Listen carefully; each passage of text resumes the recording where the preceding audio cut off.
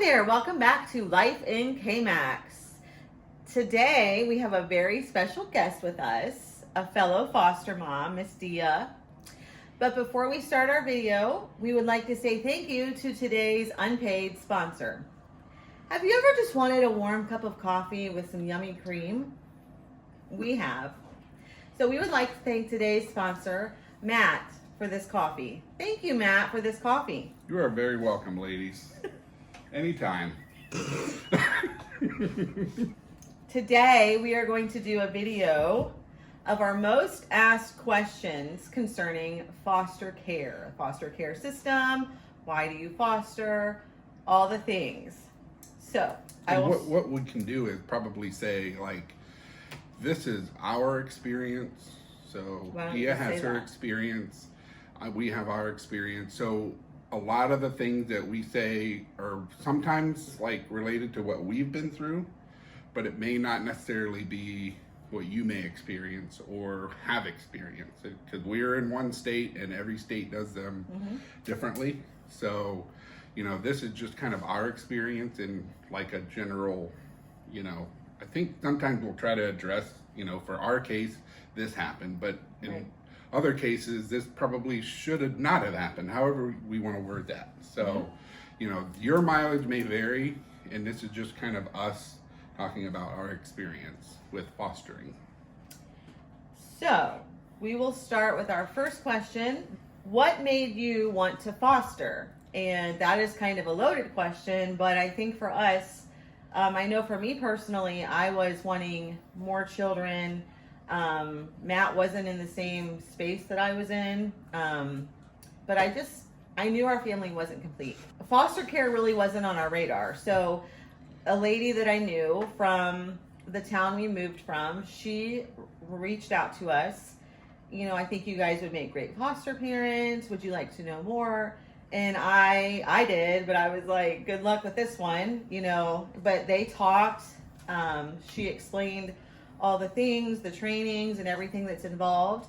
He was then on board. And the more we delved into the trainings, we learned more about foster care in the system, the more excited that we became to be foster parents. On the other side of that, now that we're in a few years, I can't imagine not fostering. I mean, do you have anything you want to add? Yeah, I mean, when Kim approached me, whatever, the first couple times about it, I know in my brain, I just thought that I couldn't, I mean, I love my biological kids, but I felt like, and I said this, I was like, I don't think I could love another child like I love my own kids. And I was just being open and honest about it. And that was probably a few years before we started actually going down the path. But, you know, the Lord had to work on my heart, and, you know, we were in a place to where it's like, okay, let's, just like you said, let's see what it's about. Let's see if doors continue to open, and here we are. Yeah. Ms. Dia, what made you want to be a foster parent? For me, so it's just me. I don't have a spouse. Always wanted one. Started to get a little sketchy out there. And I was like, okay, maybe that's just not in the cards right now. And I have all this extra space and love to give. And, you know, hearing Kim's story, I was like, I could do that. And I didn't want to give up my dream of being a mom. Not finding a husband, it sounded kind of scary to begin the process. But your encouragement went really far. And I was like, okay, you know, I can be a mom in this way. And it's not what I had in my plans, but the Lord had something different for me. And not a single regret from there. So glad, because my life would be so much different had I not opened that door. Good. The next question we have, is foster parenting hard? Is it hard? That's a loaded question. Very vague. That's a very vague question. Very vague. It can be. How do we want to answer that? Is parenting hard? Is parenting hard? Right. For biological children. Right. That's a good point. Parenting is hard, and no matter if it's biological, adoptive, foster, a spiritual child, you know, someone that you just mentor. I think navigating the foster system in and of itself, you have to understand And I'm using the words that I use in great care and respect and love. I don't mean any offense, but the children that are coming into your home are most often traumatized children with trauma, children with baggage. Some of them have been, I don't like this word, but extricated from their homes that day unexpectedly. Some have come from other foster homes, and that foster home might have closed down, or meaning they're not fostering anymore. But it's hard. Parenting is hard. So navigating children with trauma and with abuse issues, neglect issues, you just have to know what you're walking into and what you're inviting into your home. I have learned in all of the children that we have had through their therapists, actually, you cannot parent foster children like you parent your children, because your children grew up in a home most of the time with two parents or one solid parent. No, sometimes a parent that's hands-on and solid, props, and these children have most of the time come from broken homes, homes where they themselves were parenting their siblings. I mean, you guys want to touch on anything? It's very hard.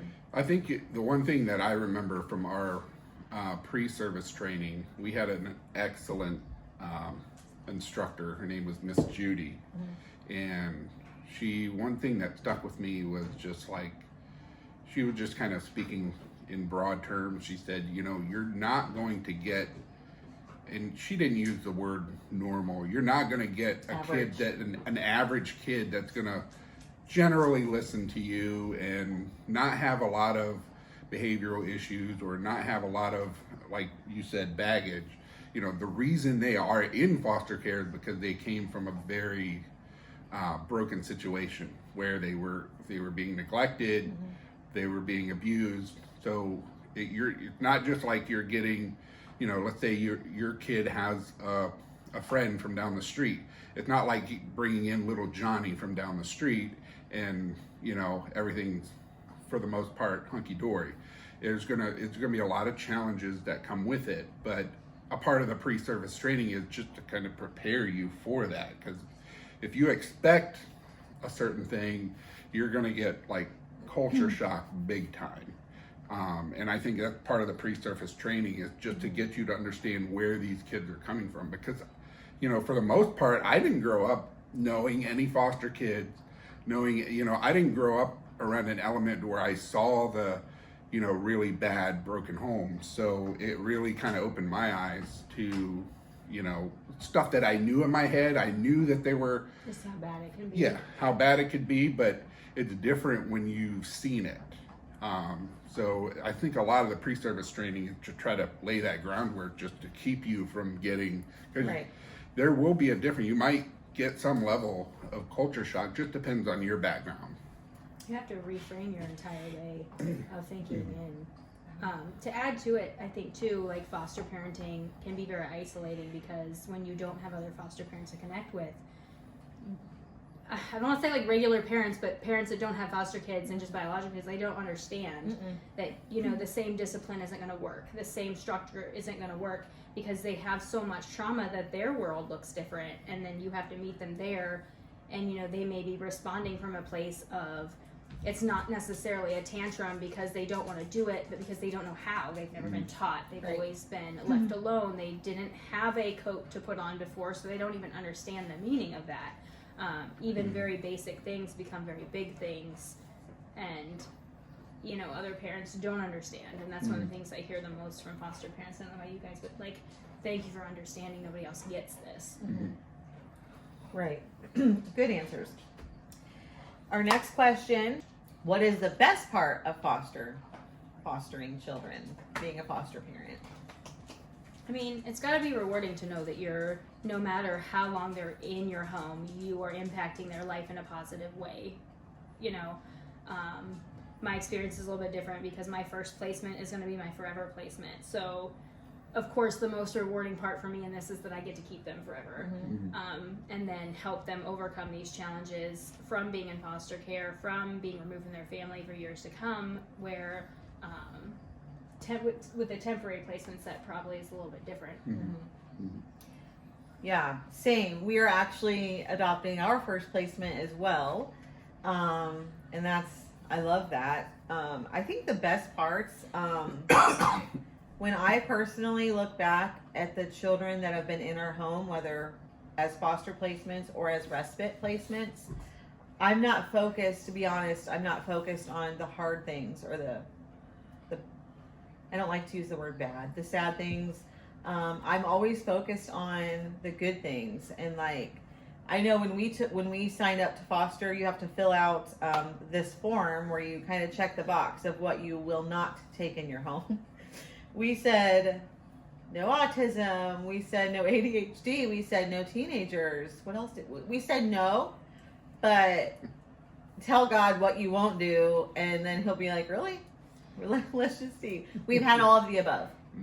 And I'm so glad we did, because I love the bonds that I've had with every child. Their excitement, the long talks, the cuddles, the firsts, just giving them things as in experiences, even bedtime stories, things they otherwise wouldn't have had. There's just so much joy in foster care and foster parenting. What about you? I think the best part, there's a lot of blessings. I mean, there's a lot of challenges, but there are a lot of wonderful blessings of fostering. And I think one of the ones that strike me is, I kind of alluded to it earlier, where I didn't grow up around these kind of environments. So it's really opened my eyes to see other humans in a different lens. Like, we all grow up in our environments with different perceptions of certain people, whether they're somebody who struggles with addiction or somebody who struggles with, keeping a job. These things where some of us tend to just be like, oh, that's just because X, Y, Z. But when you start working with some of the parents, or most of the time they're the parents of your kids, it really opens your eyes to the struggles that they have. And sometimes you don't understand it. Like one of our placements, parents we at first were like, we just don't understand why this could happen. And then somebody that we know kind of really helped me to explain this. They said it's almost as if that parent is on the inside of themselves, seeing themselves live this certain life, and they don't want that to happen, but they can't control it.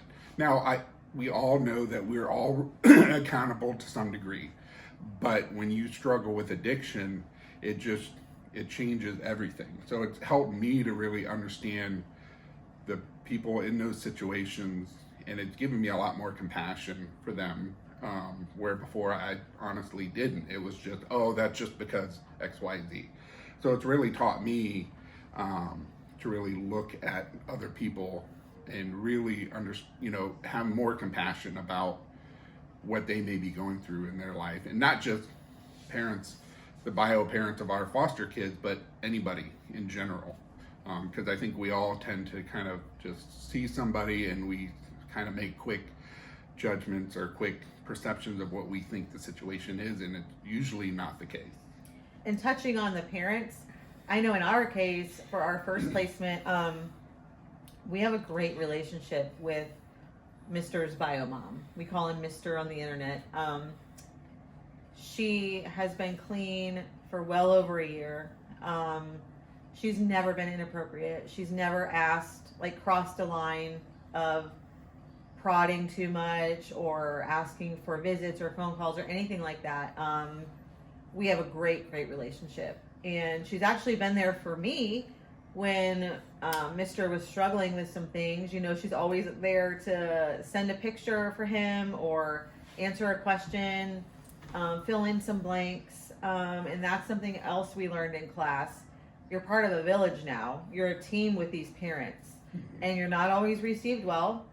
We don't have a great relationship with all of the biological parents of our foster kids. And It is what it is. But if you are going to foster, I really encourage you, if it's appropriate, if it's safe for you emotionally, try to have a relationship with them. I mean, you can speak for yourself in your situation. Well, because ultimately, though, if you put the kid first, that's their family, regardless of what's happened. They matter. And, you know, and to go off what Matt was saying, I might be jumping the gun too, but like, you know, those perceptions of I've heard a lot of people say, well, did their parents even love them? Did they even care? A lot. They do, but they might be stuck in these situations it's they broken just love. can't get out of. Yeah. And like, you know, unfortunately, love doesn't keep a safe home. That's love good. Doesn't keep food on the table. Love doesn't keep you from alcohol. Like, you want it to, but it's. I don't want to say it's not enough. But it's not always what gets in the way of those habits, and we don't always know the starting point for people where those habits started. You know, the mom who's, you know, in a domestic violence situation who can't get out. She feels like she can't get out. It doesn't mean she doesn't care about her kids. She's scared of losing them, and ultimately, that's what ended up happening anyway. But and I also think, touching on what you said, the parents tend to parent how they were parented. It's generational. I know in one of our foster parents, biological parents' cases, the abuse, meaning drug abuse, the addiction, even physical abuse, started with their grandparents, and probably before that. So grandparents to parents to then your foster child's parent. It's generational, and a lot of these biological parents have never been taught how to parent themselves. my kid's dad was in foster care, so there must have been something that triggered that, obviously. Right. So, I mean, I'm sure his examples were not great to end up in. And when you start, the way that I broke through, because I'm not going to lie, it's hard sometimes not to judge because you're a human. Like, how can you keep hurting your child? How can you keep disappearing? Blah, blah, blah. When I laid it down and really put myself on the same plane, the same level, her addiction was drugs. My addiction can be a lot of things, food, shopping, you name it. We are the same. It's just that my addictions or things that I struggle with don't make me lose my kids. There's the difference. And it's a big difference, but when you start putting yourself in their shoes and relating to them on that level, I really think a lot of walls tend to come down, and you can really see them through the eyes of Jesus and love them like Jesus and have that relationship if appropriate. Now, we don't allow Mr. and his mom, even though we are adopting him, to talk or see each other simply for his sake. Maybe as he gets older, he may be able to process it better and not be as affected. And we may reach that point. I don't know. So I think there's that. Good and hard parts. Our next question would be discipline. Are you allowed to discipline? How do you discipline? That's a great question. Obviously, you are not, I don't know, you cannot discipline foster children how you may choose to discipline your biological children. Example, with our two children, yes, we believed in spanking sometimes. Yes, we believed in grounding, timeout, whatever. So you cannot lay a hand on your foster child, as you shouldn't. What you can do is, okay, timeout. And for when we do timeouts, we do 1 minute per age. So if they're 3, they get 3 minutes. If they're 5, they get 5 minutes, and so on. If their behavior has escalated and they're just kind of out of control, then, okay, why don't you go take a break in your room? Time to just take a break, breathe, regulate. But also, some of the really great parents out there, they have rooms or systems in place to regulate their child, whether it's a sensory room, sensory toys, a sensory tent, that kind of thing. If they're teenagers, we've taken the, first of all, foster parenting a teen was whole new territory. So I was relying on this teen's caseworker a lot. Like, what am I allowed to do? Are we allowed to take the phone? Yes, you are. You're allowed to take the phone. Checking, doing phone checks as you would your own children. Grounding, I'm sorry, but this is the discipline, the consequence for X, Y, and Z. You're going to have to miss that party. There's been times where we've done special events as a family and a child was disciplined and maybe they missed the first part of that or a few minutes of that. Or, I mean, how do you discipline? Pretty much the same way. I think the biggest barrier to discipline too is just, again, that piece of trauma. And also, at least in my experience, sometimes when I've had to discipline them, other people have been like, they're foster kids, why would you do that to them? Well, they still have to learn and grow in my care. Like, I would be doing them a disservice if they didn't learn those lessons. You know, sometimes we miss out when we can't behave. Or, you know, if you hit your sister, well, you're going to have to sit. Yeah, or hit the animal. You know, it's just kids that aren't necessarily violent may tend to harm. How do I want to say that? Like, they're not It may have been sociopaths. It might have been modeled. Like, they may hit or kick or pull an animal or another child. They're all different. But ultimately, I believe most children crave structure. And consistency. And consistency. And they've never had anything disciplined, and not necessarily in a negative way, but discipline can be a good thing. Like a routine. They've never had that. So I always remind too, like, why do we have rules? Because I want to keep you safe and I want to keep you healthy. And, you know, because of course they're kids, they don't always like them. I'm like, well, what is the reason for this rule? Are you safe? Are you healthy? Sometimes you're not happy about it, but ultimately it's going to keep you happy in a way too. Right. Yeah, and there's a lot of rule, like you learn in pre-service training. It's like Kim had mentioned with, like, you know, you have to be very careful. You obviously can't use any physical ways of disciplining, but you also, like, even if you had not that we've never up to this point haven't had a placement that has been like overly aggressive and overly physical, but there are even like levels of, like, you know, because we have gone through what's called restraint training.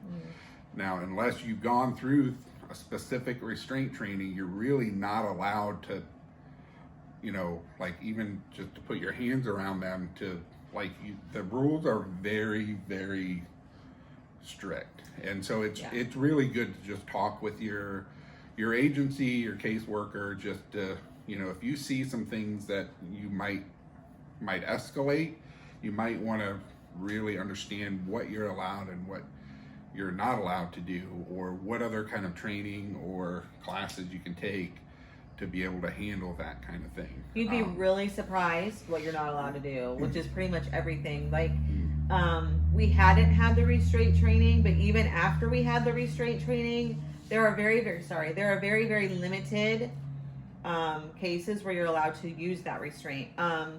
One example is one of our foster children had autism. So in the younger years, they would, autism spectrum disorder is, what's the word I want? Like, broad. It's very broad. Much of a spectrum. And so when they were going to hurt themselves by throwing a food could trigger them. There's a tomato in my spaghetti. That can lead to taking their head and bang, you know, back and forth.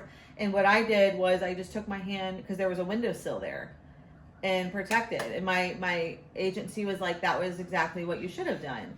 Another time, this child was sitting in their timeout chair and lashing out, kicking their feet, you know, hitting themselves, taking their hands and scratching their legs. I simply took my hands and placed them over theirs and just applied light pressure. I wasn't allowed to do that. And I didn't know that, but it was because I hadn't had the restraint training. But even if you had, that would not be an acceptable time to use it. So every state is different. I think every agency is different. And the rules are the rules are definitely for the child, obviously, but they're also to protect you as the parent, because if you know, something escalates and you're not thinking, and you know, most of the time you know, they're going to do something that may hurt themselves, but if you grab them in a certain way and they like fall down or hurt themselves and get a bruise, like, let's clear up grabbing, meaning if they're gonna jump off a ledge and you go to grab them, that's what he means, mishandling a child. It could be anything. Yeah. Like it really could be anything that happens in your home, but it's really to protect you, so you understand that, you know, how I physically handle or not physically handle is really to protect the child, obviously, from them getting hurt. But if you're not trained and, you know, you have all the good intention to keep them from hurting themselves, and you do it in a way, you know, that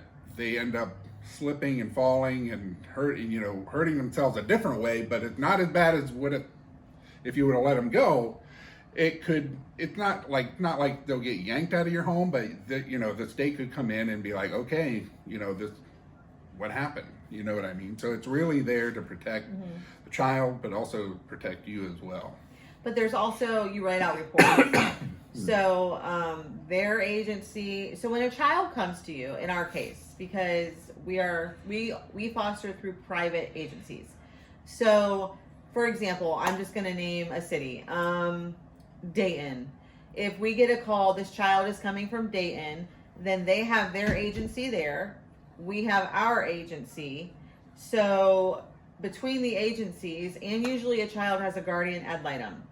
So in our case, with our first placement, whenever we had to write a report, like so-and-so was having a meltdown and they were scratching their leg. So there's a mark. We take a picture of the mark. We write the report. We send it to all the parties. So you are covering all of your bases. And so when they come to visit, or they see them, like the caseworkers come to visit, and we'll talk about home visits, they're like, how did so-and-so get this scratch on their leg? How did so-and-so get a bump? Well, they were running from us, because you might have a runner, you might have a lot of things, and they ran right into something. I've seen it all. So the reports are in place as a safeguard so that everyone knows what's going on and everyone's in the loop. So that being said, let's talk about home visits. So a lot of questions are, how involved are agencies? Do they have caseworkers? And if so, how involved are they? I get 3 visits a month, 2 from my agency and 1 from the kids' agency. And they're a little different in the way that they handle their visit. Like one of the caseworkers that come out, like she has to go check all the rooms to make sure there's actually beds in there, because unfortunately, in another home that they had visited, the kids weren't sleeping on beds. So they had to alter what they did because of that. But the kids agency, they come in, they talk. They always ask the kids questions, make sure the kids are feeling comfortable, and kind of explaining to the kids what's going on, because the kids know, at least my kids did, who that was and why they were there, and had questions for them specifically. And it really helped, at least for my kids too, to hear from the caseworker, this is what's going on and this is the why, because the parents tend to paint the caseworker poorly, because this is who took you from me and it's all their fault. So the home visits were really a positive experience for us, and we were lucky enough to have the same caseworker the whole time. And she's amazing and has done a lot for the kids, and a lot of those personal moments with the kids, like answering their questions and stuff, it just provided them with something that I couldn't give them as far as explaining the case, because she's so involved in it, whereas I'm doing my part over here. Yeah. We get a home visit from, just like Dia, we get a home visit from his agency, and now we're in the adoption process, so it'll be his adoption caseworker, and then our agency. However, let's just say this, we've had times when we've had kids from different counties, so we would sometimes get 3+ visits a month as well. So let's say you have a kid from Dayton, and then one from Fairfield, then you're going to get a visit from Fairfield for those kids, a visit from Dayton for this kid, a visit from your agency as well. Mm-hmm. So that can be up to 3 + 8, depending how many kids you have in your home and where they're from. You get a visit every single month they're supposed to visit. And sometimes, depending on what tier the child is at, sometimes it may be 2 visits, meaning how special needs your child is, so to speak. But yeah, and typically every state is different, every county is different, but a typical visit would be, can I see your room? Let's just make sure you have a bed, like Dia said. They want to see how the child is dressed. Some visits, some agencies and places have checklists. And how did the parents look? How did the house look? How did the child look? Because we have learned, and like from the powers that be, that you would be very surprised what you find at foster homes. This is a horrible way to say it, but I've learned through my experiences, like the caseworker said, some of these parents just do it for the money. Right, and that's a whole nother video. Which it's not, I don't even understand how that's worth. It's like my Right. kids eat the money. Right, Like I right. feed it to them. And we'll talk about the per So- diem, yeah. But so that's what a typical visit. And we've been blessed with now. Our first one has had several different caseworkers because they get burnt out. Yeah, that's a huge problem. I know how blessed we are with Yeah. keeping the same one. Yeah, but our agency's caseworker just retired, so we did get a new one, and she's been so hands-on and wonderful. But basically, they'll just sit and talk with you. That's your time to talk with them about, hey, any concerns? What do you need from us? What can we help you with? I know some visits, one of the kids would get to talk to one of their parents. But it just depends. We've been blessed with very laid back, very kind caseworkers. They're just checking in on the child, doing their job. But I know all of us collectively have never had serious issues. We're not the parents that are writing reports all the time.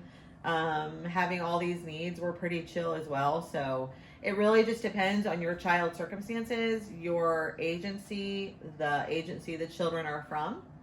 I mean, I did my caseworker the first year I had them. The kids did call me to tell me that the dad called to say that the kids were not allowed to play with fireworks. I'm so glad he did that Yeah. because I was like, you really could have gotten, Let's just think about that. I'm like, I thought we would make our own, but don't worry, I chose not to. Wow. And it's pretty cool to watch that relationship between the caseworker and your kids and you develop, because like she called me laughing. She's like, I am supposed to inform you that you may not light fireworks off their hands or heads. And I'm like, oh, okay. Good to know. So and in all reality, being able to talk to the caseworker like that and being able to say, hey, I see this is happening. How can I help this kid better? Mm-hmm. And they have obviously insight into the case that I don't have. And so she would say, oh, well, this is the month that they got taken, or, mm-hmm. They got removed from school. So picking them up early without telling them might trigger them. Mm-hmm. Which has happened. So last year we had a sibling group, and our child that we still have, and the sibling group was headed from school to a visit with their parents, and our mister saw them leave, and the school, I got a call from the school, like he was wrecked, he was, you know what I mean? So I don't know. But moving on, one of the things we get told frequently is, oh, the kids are so lucky to have you. I know it comes from a place of it comes from a good place. Kindness. Like, okay, their home life wasn't great, and now you're making it better. But if you put it in perspective, what did they have to go through? There's nothing lucky about foster care. Into our house, right? One of the first conversations I had with my oldest was, he said, "Can people fight without hitting?" And it just breaks your heart. Mm-hmm. He had no idea that you could be mad at somebody and talk to somebody and figure things out without violence. Mm-hmm. He cried because he thought that he would never get to stay in a home and have nice things. Mm-hmm. So you have to think about okay, I hear you when you say they're lucky to have you. Mm-hmm. I know where that's coming from, but the kids hear that and they're like, but I had to see all this and do all this to end up here. And I had to leave and my I want to parents. I want to be with my mom and dad. Yeah. And kids, excuse me, no matter what they go through or see, they are loyal to their parents. Mm-hmm. They want their parents, no matter how dysfunctional that may be. No matter. I bring this up because it came up in our training, but our trainer said that she had a kiddo a long time ago whose mom literally took her hand and placed it on the stove and held it there and ruined her hand from the burn. And her first question was, well, when do I get to go back to my mom? Mm-hmm. Yeah.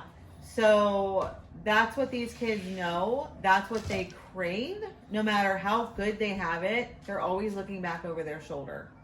Whether that's you may know in your heart that's not what's best. And the state, their main goal, depending what state you're from, I know from the one we're in, the main goal is always reunification. That's always the first goal. It's always to keep the siblings together. You as foster parents are raising these children. You see the dialogue and the interactions and the trauma bonds that these children and parents have. You see it, and you've seen them, away from it. They start to thrive. They start to grow. They start to just explode in the little people that they're meant to be. But the main goal is always to get them back with their parents. Now, you have parents that work really hard, have good motives, have the stability, but I would say 8 to 9 times out of 10, the child will still end up back in foster care multiple times. Or they might get home and they're just back in the dysfunction. That's all they know. And I think that goes for all of us. We tend to just feel comfortable and build a house in dysfunction, whatever that looks like. Because it's what they know. Yeah. Mm-hmm. So we're blessed to have them. There's nothing lucky about foster care. There's nothing grand about how they came to us. Now, when they come to us, it's our job to help them heal, to help them grow. That is what we signed up for. And on that too, like, oh, it takes such a special person to be a foster parent. I'm not special. I'm just willing. Like, you know. Mm-hmm. You just have to be willing. You have to be willing to love. Mm-hmm. And that's what we're called to do. Mm-hmm. Another thing we get asked frequently is, aren't you afraid you're going to get too attached? Don't you get attached? Do you get attached? Duh. Of course you do. Don't they deserve that? Yeah. Regardless, I mean, if you really put it into perspective, we have limited time with everybody. Everybody we know. Limited time with our parents, with our but you wouldn't look at somebody you care about, like you wouldn't look at your mom and say, well, one day I'm going to lose you, so I shouldn't get too attached. Mm-hmm. Like, you're not going to do that to a kid. Right. Either. And Dia and I can speak from that personally because Fortunately.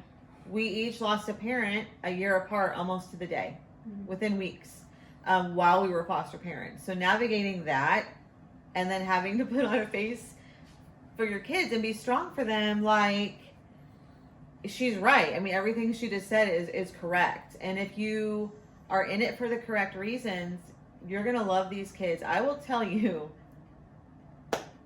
how okay was I when we lost our last batch? You were a mess. I know the answer to that question. I was not okay at all. At all. And the way that I equated it was because we had these kids for 9 months. We knew that one was leaving.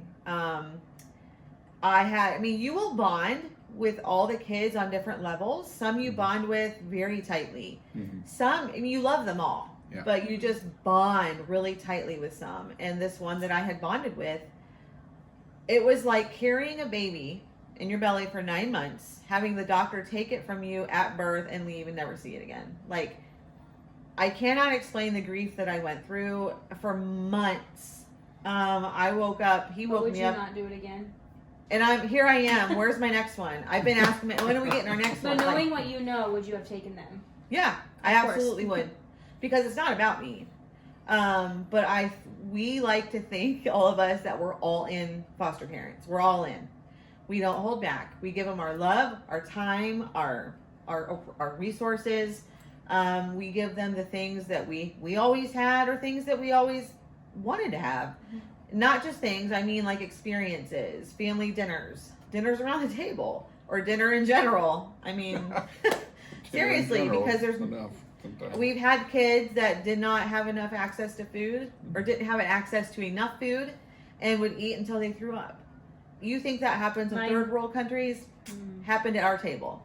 My 2-year-old at the time held a bag of chips for like 3 days and just cried if you took it away. Or if she left it somewhere, because it's not like I took it away, because she was scared that she wouldn't have anything. Mm-hmm. We've had kids steal food. We've had kids hide it, get up in the middle of the night. It's really, really sad. But yes, we get attached. You're supposed to. And you're supposed to. And it's going to rip your heart out when they leave. And a lot of times they're not leaving because they're going home to mom and dad, or mom or dad. They're leaving I'll bite my tongue. But it's just not always the greatest situation. And sometimes they are going to mom and dad, and you have to let them go, and you hope for the best. But I never, ever have stopped praying for these kids. I will always pray for these children. I always will refer to them as my children. They'll always be part of our lives. And I have a wall of my children's pictures, biological, foster, adopted, all of them will stay on my wall. I will never forget them. And I can't wait for the next ones. I always look at it, it's like we're just standing in the gap. Yeah. And, you know, if I try to think of myself in the other direction, like if for some crazy reason my kids were taken from me and they were put in the house of a stranger that I don't know, I would want that stranger to love them as much as I would. So, you know, yes, you have to get attached. I mean, not a requirement. It's just human nature. If you love that child with the love of Christ, and you're going to get attached. And if that foster parent, whether they would admit it or not, they would want you to love their kid that way. You know what I mean? So you're really just it's not only for the child, but you know, you're working as a team with that other parent. And you know, hopefully you have, like you talked about earlier, you have that relationship where you work as a team and you're not at odds with the biological parent, to where you're both working toward loving that child in that time. So. Yeah, and we've been really blessed because the majority of our biological parents of the kids we've had have been, it blessed them and made them very thankful and happy to know that we were loving their children well. So, I mean, yeah. How many children can you have at one time? So when you get licensed, they call it your license for a number of beds, meaning I think when we first got licensed, we were licensed for 2 or 3 beds, meaning 2 or 3 kids at a time. Boys have to stay with boys, girls have to stay with girls, even if they're siblings. So when we got the 11-month-old and then we wanted his sister, we actually were at capacity. And we were not licensed at the time for teens. So it was just a matter of changing up the paperwork, some signatures. We could have teenagers then, and we could add a bed to my daughter's room. So I know when we got the sibling group of 4, we were not licensed for 5 beds. So again, we had to change our paperwork. And I mean, there comes a point where you're at capacity. Every child needs a bed, a safe bed. The genders have to be in the same rooms, even if they're siblings. I think I just said that. So I think the most we've ever had at one time is 5 fosters and 2 bio. So 7 kids at once. That was well past our capacity.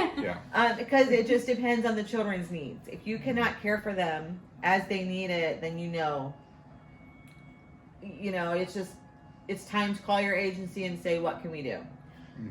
So it all depends on what you sign up for, what your home can handle, what you can handle as a couple, what your children can handle, because you have to put your biological children first.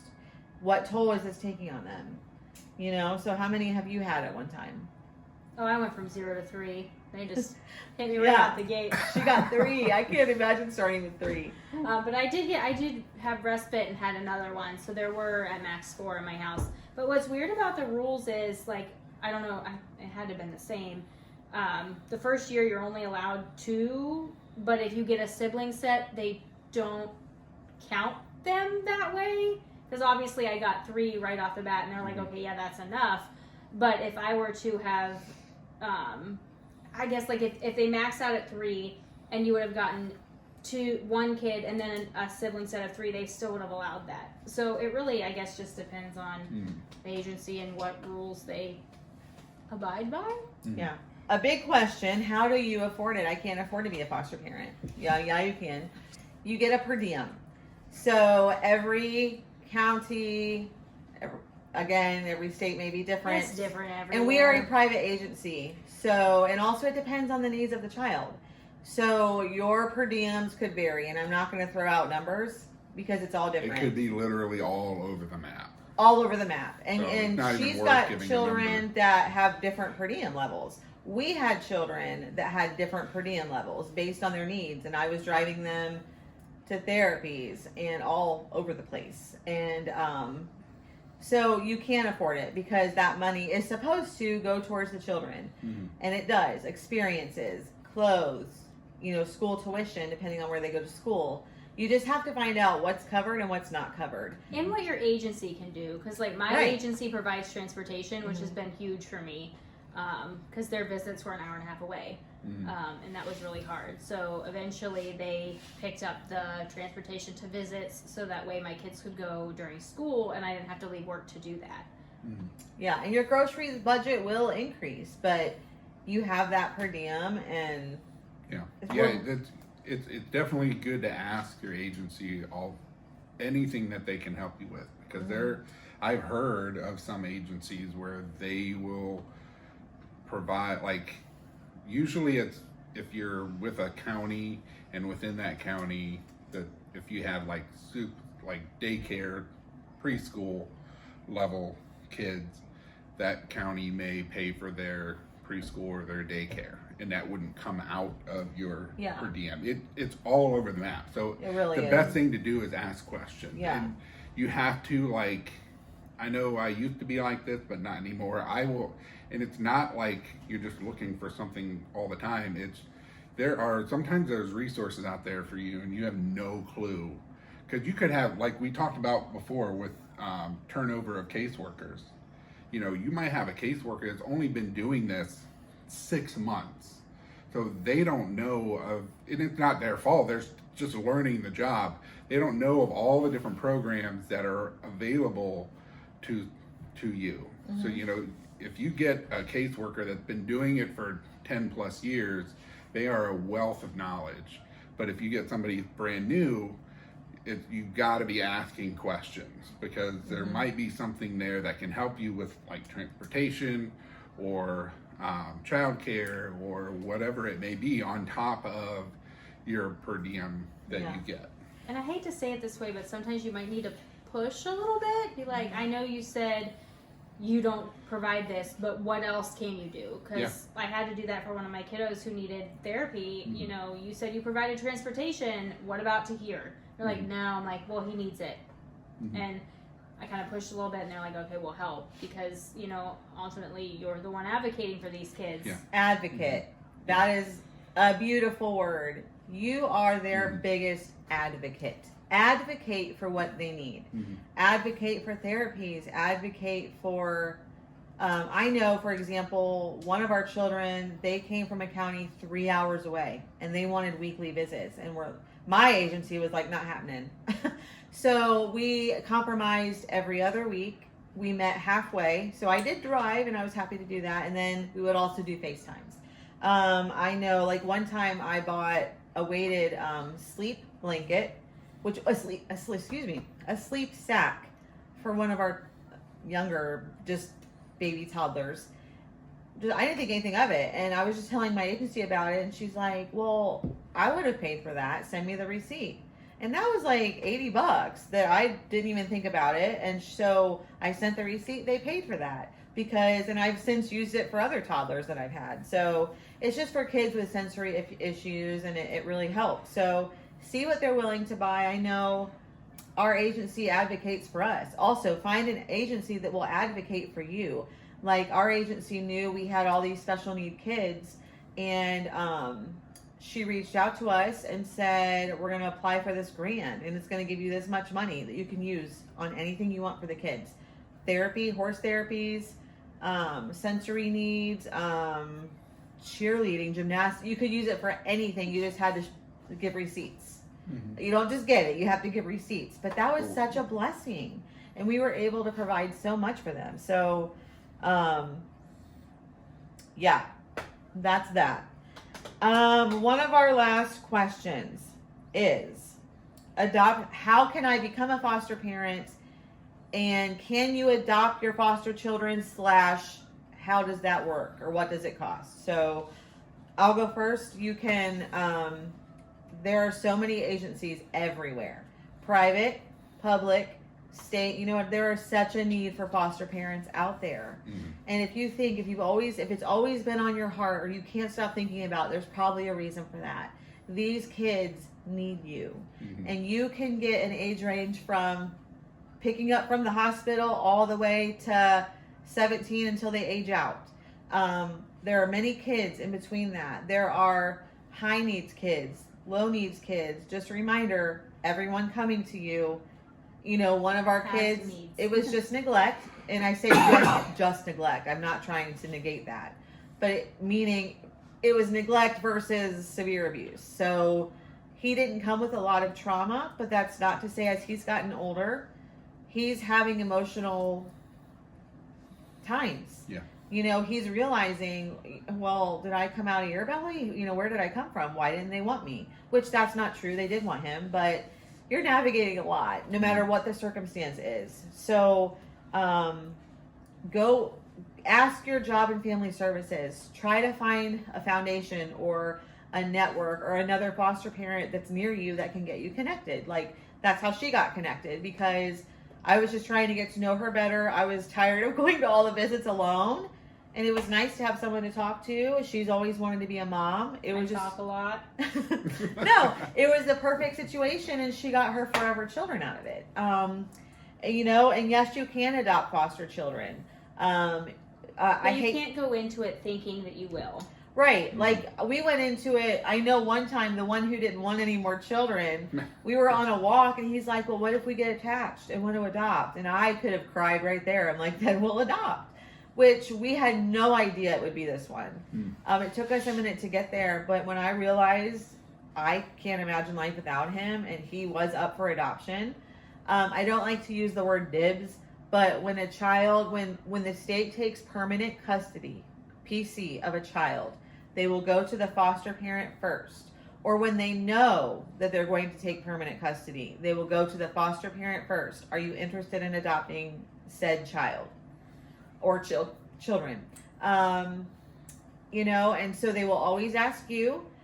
Adoption is free or very, very minimal, but I'm pretty sure it's free through foster care. So we are going to adopt Mr. at no cost. There is a fee that we will get reimbursed for. In some places, you don't even have to pay that fee. So we can't wait. She's going to have hers adopted pretty soon, and ours hopefully will follow that very shortly. And honestly, we have talked about, because our biological children are much older than Mr. So, what if we get one that's closer to his age? We've actually had the talk. Would we consider adopting another one? And it was a little iffy for a while, but I think we want to be open to what the Lord wants. So if the Lord is calling us to do that, I don't care that we're almost middle-aged. If he brings us to it, almost middle-aged. I'm nice. 48 years old, girl. I'm if he glad, brings us, I'm glad that we're mindset. almost middle-aged. What? I'll take that. Almost middle-aged. I'll take Versus over. Right. it. Age is just a number. It's just a number. Who cares? Sarah was 90 when she had her baby. So, just kidding. But anyway, yeah. So, anything you want to add to that? Like, yours adoption is coming up. Anything you want to share about how that process is or looks? You pretty much covered it. I guess going back a little bit, the trial to get there will be different too, because we had to go to court dates, court stuff, Yeah. Yuck. We did court via Zoom because it was so far away, but we've had to do it too. I had to go. Yeah. And we expected an all day brawl in the courtroom essentially, because my kid's case was not cut and dry, and it turns out that the way it played out was not that way at all. My oldest had an attorney at that point because of the way that it was going, and essentially his attorney talked to the parents and helped them realize things, and they personally chose to relinquish rights, and it doesn't always work that way. And I know that a friend of mine has had kids for a long time, and their mom is taking it to the highest court possible, and so they have been through multiple court dates and rebuttals and I forget what they appeals. Yes, and not at all easy by any means. So I just think I would add that to know that like that could be part of your foster kid's story too, and supporting them through that. Right. So this isn't really a question, it's something I'm curious about. Do you want more foster children? Oh yeah, and my kids do too, and that was the most important thing. Like I sat my kids down and we just talked about like what we want that to look like, and they were like, well, we don't need any more toys if we can help some kids, but we can get some for them to play with. So, you know, it was a little bit of both. Yeah. But they ask me every day, like, when are we getting a kid that we can help? And I think the oldest one especially is old enough to know that now he has the ability and he has the safe place that he remembers how he felt through all of it. I mean, it's not too far removed, and he's like, I can do that for somebody else. Yeah. And I've had to tell my agency, like, and it's so hard to say no, but it has to be a good fit for the 3 that I have. Just like you said earlier about your bio kids, like it has to be a good fit, because you know there's just certain cases where I feel that we won't be the best fit because there's still 3 needy kids in my home. Yeah, and once they're adopted, they're your bio kids. You know what I mean? I mean, they're adopted, but I look at them as bio because their needs have to come first. And that's actually what your training teaches you, what your agency tells you. We are so blessed with our agency because she is so careful what calls she even gives us about children, because she's thinking of us, of of our biological children, maybe of what we've gone through before. You know, we saw how that worked out. You know, but she's always willing to call if she thinks, and she'll usually start, you might not be interested, but I'm going to call you anyway. And we've said yes to several of those calls. That's another thing. Well, she did that to she's like, you know, there's 3 of them, so I don't know if you want to do this. And I'm like, yep, let's do it. Yeah. And just because you say yes doesn't mean you'll get the kids, right? Oh, because yeah, we've said yes, all of us have said yes to certain calls, and they're always going to try, especially because where we're located, our agency, and maybe sometimes yours, because where the children are located, they're always going to want to try to find someone local, and I understand that. Yeah. Maybe that's a good clarification to make, because we're all private agency. Yeah. So county agencies are the ones that are in the trenches. They remove the children, they find the homes. And if you're with a county agency, again, dibs is a horrible word, but they want to fill their homes first, because then they're close. They don't change the routine a lot. So if they can't, they then source out to the private agencies. A lot of times our calls are from far away, Toledo, like, you know, they got to drive. So if they can find somebody closer, they try to. Yeah, and I've been willing to drive the kids. I'm a stay-at-home mom. You know, Dia has a full plate. She works full-time and she's a full-time mom. I'm a little crazy. No, she's very amazing. Very alone. So I can choose to drive the kids to these faraway appointments, you know, and sometimes that's what they're looking for. But their agencies that are far away also have to drive to visit every month. So they're thinking, of course, they're going to want to stay closer. But just because you say that, yes, we got a call about 2 weeks ago, and I wanted it so badly. It was like my dream placement.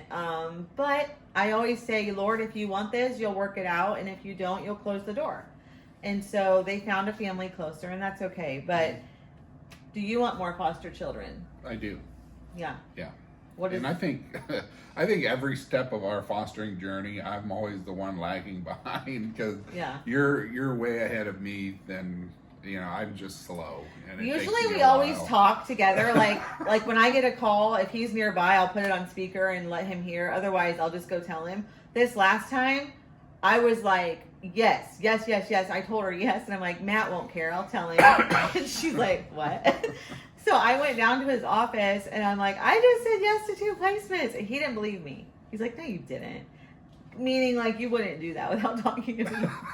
And if you don't have a spouse, you can avoid this. Right. But I did. I'm like, yes, I did. And when I told him, he actually, I think you got excited as well. And I wouldn't have said yes if I didn't think he would have been on board. But there's times where he's been traveling. He's like, if you get this gender in this age group, or if you get this age group, go ahead and say yes, I'm fine with it. Would you be open, both of you, would you be open to adopting another foster child? I decided early on in my foster journey that I would not accept a placement that I would not adopt.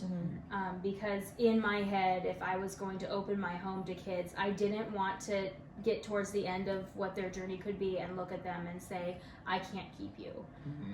So the answer to that is yes. And, you know, maybe it's crazy, but whatever comes into my house could potentially stay there. And I've heard plenty of times like, well, you're by yourself, or isn't that a little too much? Probably, but my bar went from 0 to 3, so I mean, we can't really. I seriously cannot imagine going from 0 to 3. And I think if I knew 1 or 2, then it'd be harder. But she made a good point. She said 3 is all I've ever known. Like, she doesn't know any different. Because we went from 2 to 3, which wasn't terrible. Then we went from 3 to 5. And we thought, oh my word! And I hear after 3, it's all just a circus anyway. It is. I fully believe it. Anybody that has more than 3 kids. When we had 7, you are we were just special looking in at a each good other. way. Like you have to run your life differently. But I loved it. Like, I loved having a full. Okay, there's plenty of times I'm like, Dia, I can't do this, and I still do that. She's been a cheerleader to me. Like, you can, and there's times she didn't. She was in over her head.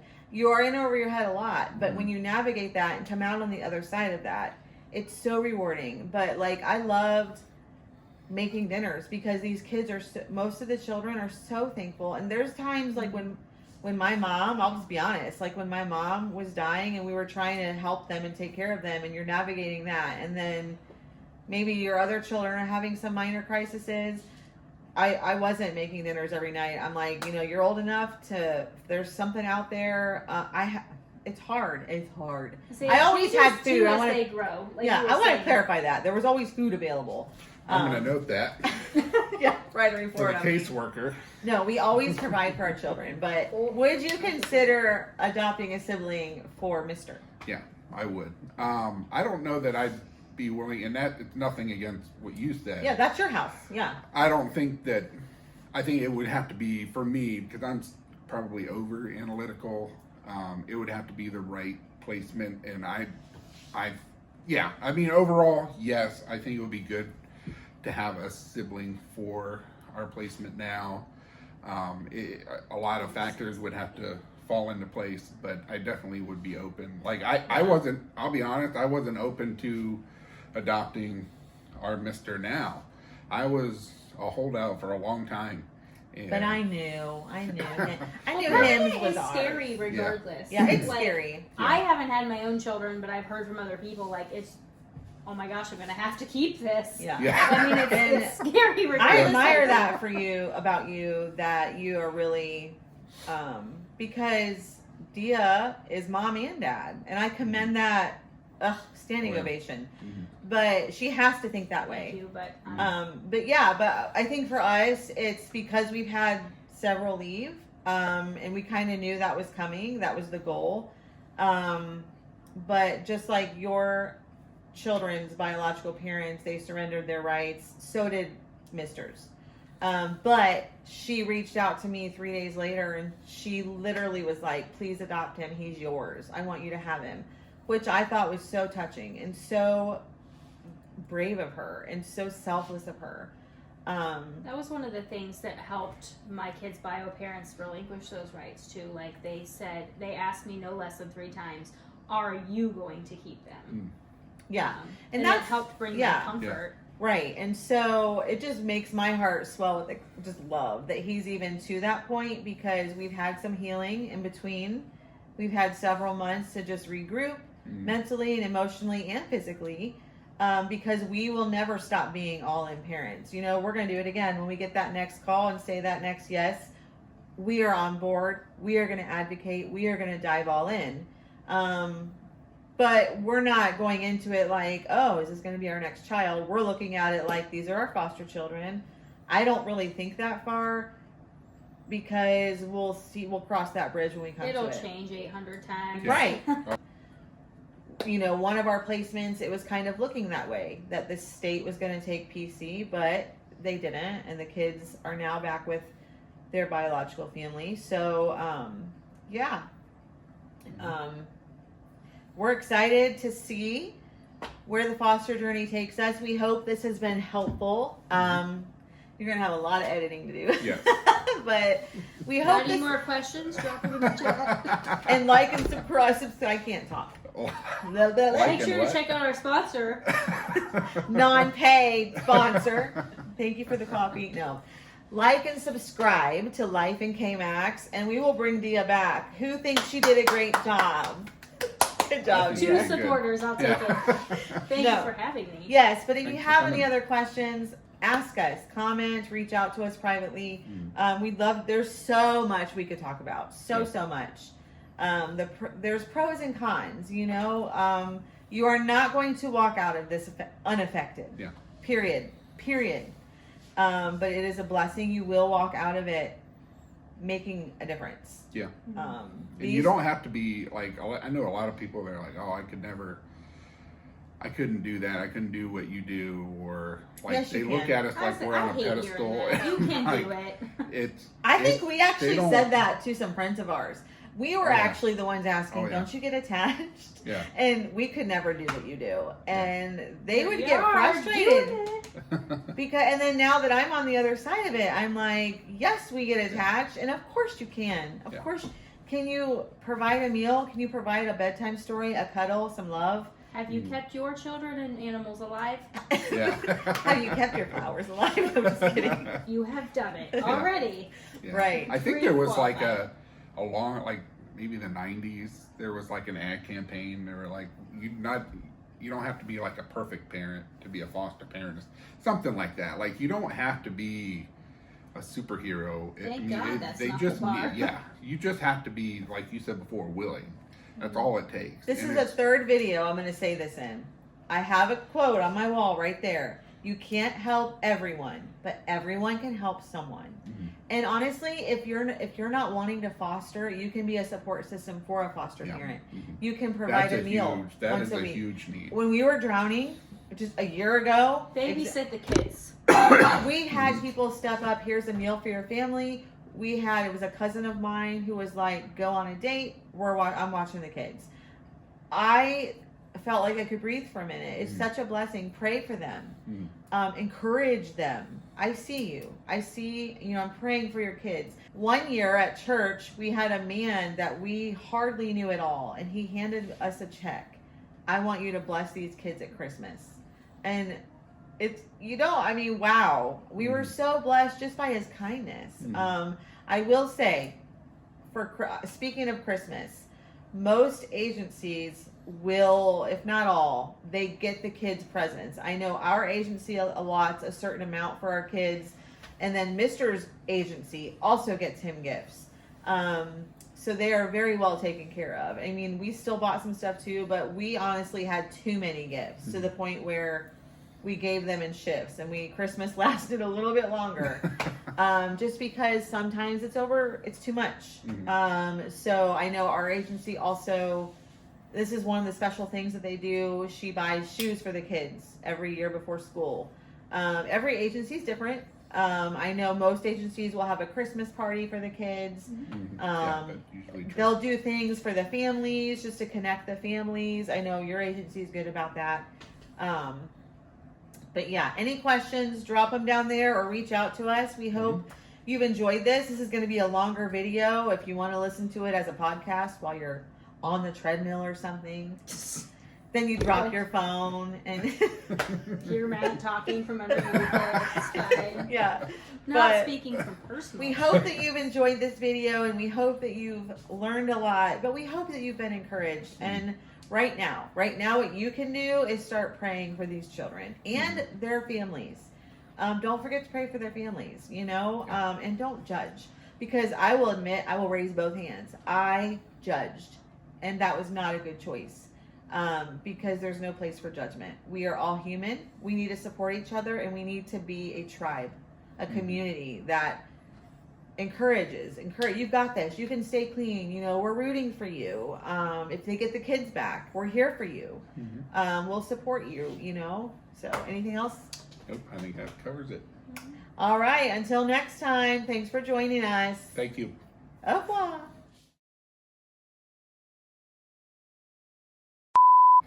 Hey there. Welcome back to Life in K. Okay, let's start that over. Tia's like, Hey. Like, what's happening right now? I can't look at you. I'm not made for this. Yes, you are. Okay. Okay, be serious. I'm trying to. If I All right. close my eyes, I can't. It would only be better if Deb Luna was here. I don't think I'd be able to do it at all. That'd be hilarious. Deb Luna, I wish you were here. Take 5. You just can't tell me. I'm not going to tell you. Hey there, welcome. Get that out of your mouth. Everybody take a breath. You're experienced. I am not. I am not. I have 22 subscribers. Audience of 1. Hi there, welcome back to...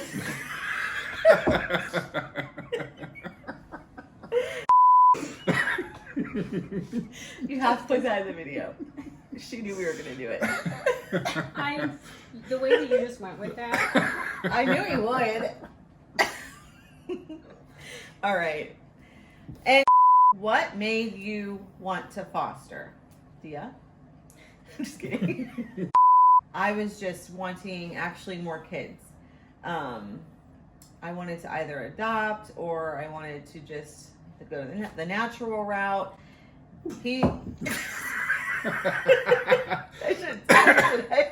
Making kids the old-fashioned way. With this one. Like that. Back to the advertisement. And I like the natural route. I'm like, what do you mean by that? Like, what's your natural route? Like, can you explain? Like, My mom IVF? said it was a stork.